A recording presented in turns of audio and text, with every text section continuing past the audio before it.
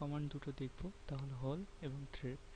এর জন্য আমাদের এখানে একটা সিলিন্ড্রিক্যাল শেপের সলিড বডি রয়েছে, এখানে আমি এই দুটো কমান্ড অ্যাপ্লাই করব।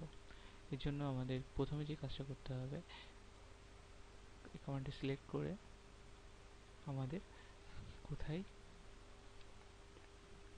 আমরা এই হোলটা ক্রিয়েট করতে যাচ্ছি সেটা সিলেক্ট করে দিতে হবে। এখানে বিভিন্ন ধরনের প্রোফাইল রয়েছে, এইখান থেকে আমি হোলটা নামাতে পারবো। দেন আমরা এর ডেপথ এবং এর রেডিয়াস বা ডায়ামিটার চেঞ্জ করতে পারবো। এখানে লিনিয়ার, এখানে আমরা কোসেন্ট্রিক দিতে পারি, যে এখানে কোসেন্ট্রিক এই সার্কেল এবং এই হোলের সার্কেলটা একই সেন্টারে থাকবে। ড্রিল পয়েন্ট সিলেক্ট করতে পারবো এবং এখান থেকে বিভিন্ন ধরনের প্রোফাইল সিলেক্ট করতে পারবো। দেন ওকে, আমাদের ডিজায়ার্ড হোল ক্রিয়েট হয়ে গেছে।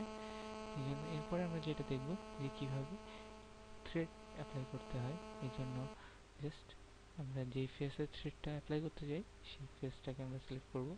স্পেসিফিকেশন আমরা এনএসআই ইউনিফাইড স্ক্রু থ্রেডস বা আমাদের ইচ্ছা মতো বা আমাদের রিকোয়ার্ড যে থ্রেডটা লাগবে সেটা অ্যাপ্লাই করব।